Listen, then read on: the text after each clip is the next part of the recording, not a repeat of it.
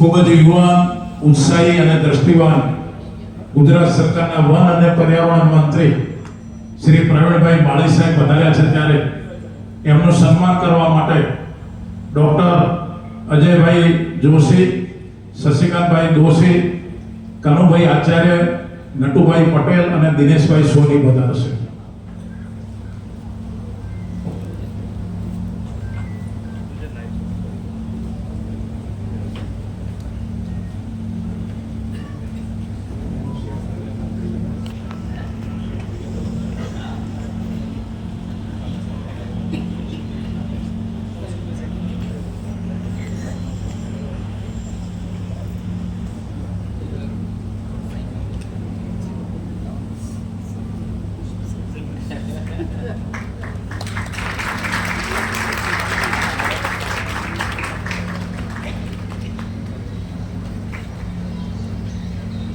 ધન્યવાદ.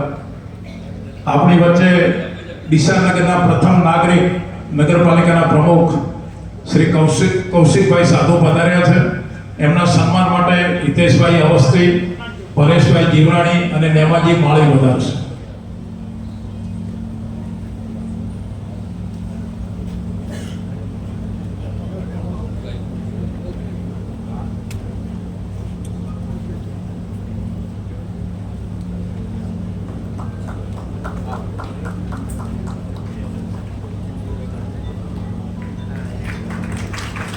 આપણી વચ્ચે મહેસાણાથી doctor Harshilbhai Patel, doctor Dharmeshbhai Patel, doctor Prakashbhai Patel અમદાવાદથી પધાર્યા છે. એમનું હાર્દિક સ્વાગત.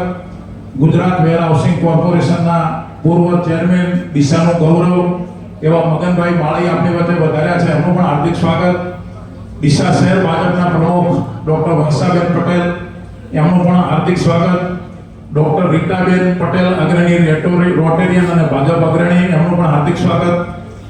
ડોક્ટર સી.કે. પટેલ સાહેબના સંબંધીઓ શંકરભાઈ પટેલ, નરહરીભાઈ પટેલ, અરવિંદભાઈ પટેલ, મનુભાઈ પટેલ, પ્રહલાદભાઈ પટેલ, પૂર્વીભાઈ પટેલ, જયંતિભાઈ, અરવિંદભાઈ, કલ્પેશભાઈ, બકુલભાઈ, જસુભાઈ વગેરે વધાર્યા છે. એ સૌનું હાર્દિક સ્વાગત. અને હવે આપણે કાર્યક્રમમાં આગળ વધીએ. લાયન્સ ક્લબ ડીસાના પ્રમુખ આશીષભાઈ શાહ પણ વધાર્યા છે. એમનું હૃદયપૂર્વક હાર્દિક સ્વાગત. સમગ્ર ભારતના શિક્ષણ જગત માટે પરમ વંદનીય કહી શકાય એવા મેઘાણી સાહેબના લાડકવાયા દીકરી અને ગુજરાત સરકારના પૂર્વ મંત્રી માયાબેન કોટનાની એમને આદરપૂર્વક વિનંતી કરું પ્રસંગોચિત ઉદ્બોધન માટે. ડોક્ટર માયાબેન કોટનાની.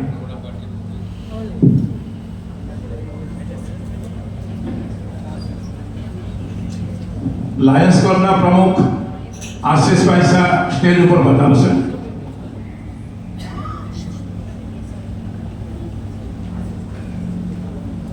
ડોક્ટર સી.કે. પટેલ સાહેબના અમૃત મહોત્સવ કાર્યક્રમમાં સંસ્કાર મંડળ દ્વારા આયોજિત આજના કાર્યક્રમમાં મંચ ઉપર ઉપસ્થિત આદરણીય મહારાજશ્રી, એમના ચરણમાં વંદન કરું છું.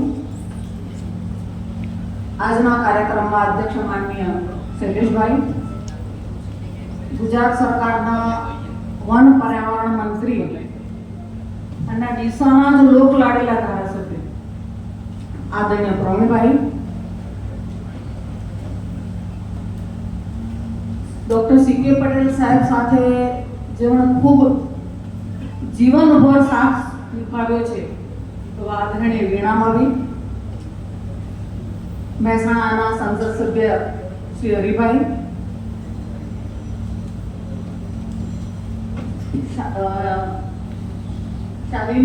શીલીનબેન,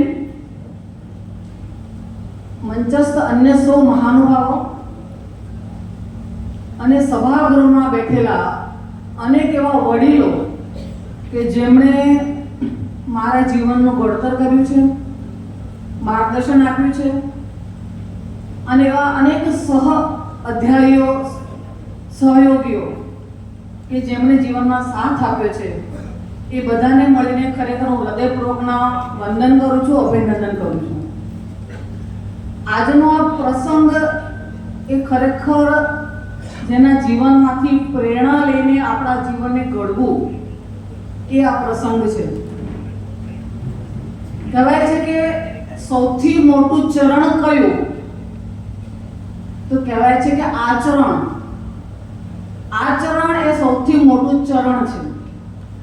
તો જેના જીવનને પ્રસંગોમાંથી આપણે પ્રેરણા લઈને આપણા જીવનમાં આચરણ કરીએ તો એ સાચામાં સાચું વંદન કહેવાય. ડૉક્ટર સી.કે. પટેલ સાહેબ સરળ વ્યક્તિત્વ, સૌમ્ય વ્યક્તિત્વ, ખૂબ હંમેશા જેના ચહેરા પર સ્મિત દેખાય અને ક્યારેય ગુસ્સો ન આવે એવું એમનું વ્યક્તિત્વ, અને એમની સાથે કામ કરવાની મને તક મળી, મને શીખવા મળ્યું, એટલે એ મારા જીવનનું સૌથી મોટું સૌભાગ્ય હું માનું છું. 1986 થી લઈ અને 87 દરમિયાન હું એમની સાથે એમની હોસ્પિટલમાં એમના આસિસ્ટન્ટ તરીકે કામ કરતી હતી. અને એ જ દરમિયાન મારા બ્રધર બેઠા છે, મારા ભાઈ નારાયણભાઈ, એના દીકરાનો જન્મ એમની હોસ્પિટલમાં એમના હાથે થયો. એટલે એ પણ અમારા જીવન માટેનું સૌભાગ્ય છે કે જે દીકરો આજે ડોક્ટર થઈને યુકેમાં કામ કરી રહ્યો છે. એટલે અમારા બધા જીવનને ઘડનાર પણ ડૉક્ટર સી.કે. પટેલ સાહેબ છે એમ કહી શકાય. ડૉક્ટર એટલે સ્વાભાવિક છે કે સેવા કરવાનું એક માધ્યમ છે, પણ ડૉક્ટર થઈને સેવા કરવાના માધ્યમ સાથે આરોગ્ય ક્ષેત્રે સેવા કરતાની સાથે સાથે જ્યારે શૈક્ષણિક ક્ષેત્રે પણ સેવા કરીએ ત્યારે સાચો રાષ્ટ્ર ધર્મ નિભાવ્યો કહેવાય. આરોગ્ય કોઈનું સુધારવું એ બહુ સારામાં સારું કામ છે, પણ કોઈનું જીવન સુધારવું હોય તો શિક્ષણ દ્વારા જ સુધારી શકાય છે. એટલે કોઈના જીવનનો પાયો ઘડવો ને એના જીવનમાં રાષ્ટ્ર પ્રેમ ઉમેરવો એ શિક્ષણના માધ્યમથી જ કરી શકાય છે.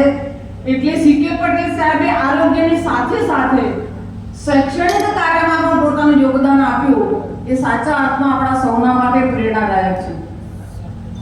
એટલે આરોગ્ય ક્ષેત્રે, શૈક્ષણિક ક્ષેત્રે અને અનેક સામાજિક ક્ષેત્રે પણ એમણે ખૂબ સારી સેવાઓ આપી છે. એ આપણા સૌના માટે ખરેખર આચરણને લાયક છે. ડીસામાં કદાચ મલ્ટી સ્પેશિયાલિટી કહેવાય એવી હોસ્પિટલ એમણે પહેલી ઊભી કરી હતી 1984માં. કારણ કે હું 85માં હું એમની સાથે જોડાઈ હતી, 86માં. પણ 84માં એ સમયમાં ડીસા જેવી નાનકડી જગ્યાએ મલ્ટી સ્પેશિયાલિટી હોસ્પિટલની કલ્પના કરીને કામ કરવું એ કેટલું અઘરું હતું અને એમણે કર્યું. એ ખરેખર આપણા સૌના માટે આનંદનો વિષય છે અને પ્રેરણાનો વિષય છે. આમ તો 75 વર્ષ ને ઊંધા કે 57 વર્ષ જ થાય, એટલે હજુ નિવૃત્તિની વર્ષ પણ તમારા આવ્યા નથી. એટલે હજુ તો ઘણું કામ કરવાનું છે અને પ્રભુને એક પ્રાર્થના કરવાની છે કે તમને ખૂબ સારી તમારું સ્વાસ્થ્ય રહે અને હજુ તમે ખૂબ સારી સેવાઓ આપતા રહો સમાજને. એ અમારા સૌની પ્રાર્થનાઓ અને શુભેચ્છાઓ આપની સાથે છે. આપણે આરોગ્ય ક્ષેત્રે, શૈક્ષણિક ક્ષેત્રે, સામાજિક ક્ષેત્રે સેવાઓ તો આપી જ આપી, પણ સાથે સાથે તમે એક સારા દાનવીર છો એ પણ ઉદાહરણ પૂરું પાડ્યું છે.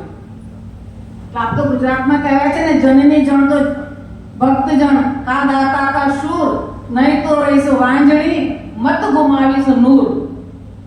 એટલે એ રીતે એમણે દાતા તરીકે પણ ખૂબ સારું કામ કર્યું છે અને અનેક ક્ષેત્રે, પર્યાવરણના ક્ષેત્રે, શિક્ષણના ક્ષેત્રે, આરોગ્યના ક્ષેત્રે દાનવીર થઈને જે એમણે એક ઉદાહરણ પૂરું પાડ્યું છે, એ ખરેખર આપણા સૌના માટે ખૂબ ખૂબ પ્રેરણાદાયી જીવન છે. આમ તો શિલીનબેન છે, એમનો પરિવાર પણ દાતા દાનવીર પરિવાર છે અને એમણે બનાસકાંઠાના વતની હોવાને કારણે ખૂબ મોટું યોગદાન આ સંસ્કાર મંડળને તો આપ્યું જ છે, પણ આખા દેશભરમાં પણ શૈક્ષણિક ક્ષેત્રે, અનેક ક્ષેત્રે, ખાલી શિક્ષણ નહીં પણ અનેક ક્ષેત્રે પણ એમને પોતાનું યોગદાન આપ્યું છે અને આપણે બધા અપેક્ષા રાખી કે હજુ પણ આપતા હોય. કારણ કે જે આપે ને એની પાસે અપેક્ષા વધારે છે, એટલે સ્વાભાવિક છે. અને માંગનારા માંગતા જ હોય છે, અને સારા ઉદ્દેશ્ય માટે માંગવું એ કંઈ શરમની વાત ન કહેવાય. એટલે અમે તમારી પાસે હંમેશા માંગતા પણ રહીશું અને તમે પૂરું કરતા પણ રહેશો એ પૂરી અમને આશા પણ છે. એટલે આવી રીતે આજનો આ કાર્યક્રમ ખરેખર ખૂબ સરસ કાર્યક્રમ છે. ડૉક્ટર થઈને સફળ જીવન જીવવું એ તો બરાબર છે, પણ હમણાં જેમ કહેવાયું બધા જ ડૉક્ટરોના અમૃત મહોત્સવ ઉજવવામાં આવતા નથી. જેનું જીવન માનવતાથી ભર્યું હોય અને સાર્થક હોય એના જ અમૃત મહોત્સવ ઉજવાતા હોય છે. અને એક નાનકડા ગામડામાં, સિદ્ધપુર તાલુકાના નાનકડા ગામમાં જન્મ લઈ અને ડીસા ઉપર પોતાના સેવાની અમૃત વર્ષા કરી છે એમણે. એટલે ખરેખર આપણે સૌ એમનો આભાર માનીએ છીએ, એમને શુભેચ્છાઓ પાઠવીએ છીએ અને એમને ખૂબ પ્રાર્થના કરીએ છીએ કે એમનું જીવન ખૂબ હજુ પણ સ્વસ્થ રહે અને હજુ પણ સેવાઓ કરતા રહો. અને આ સુંદર કાર્યમાં મને સહભાગી કરી છે એટલે હું આપ સૌનો ખૂબ ખૂબ આભાર માનું છું. આમ તો સંસ્કાર મંડળ એ મારા પિતાજીની સ્મૃતિઓ સાથે વણાયેલું છે, એટલે સંસ્કાર મંડળનું નામ સાથે જ અમારામાં તો રોમાંચ એક ઊભો થઈ જતો હોય છે કે એમણે આખું પોતાનું જીવન આ સંસ્કાર મંડળમાં સેવા તરીકે આપેલું છે. એટલે અમારી પણ ફરજ છે કે એમણે જે કંઈ કર્યું છે એમની લીગસીને આગળ વધારી અને શૈક્ષણિક ક્ષેત્રે કામ કરતા રહીએ. આપ સૌની શુભેચ્છાઓ હંમેશા સાથે રહેશે. ફરીથી ખૂબ ખૂબ ધન્યવાદ. ભારત માતા કી જય. વંદે માતરમ.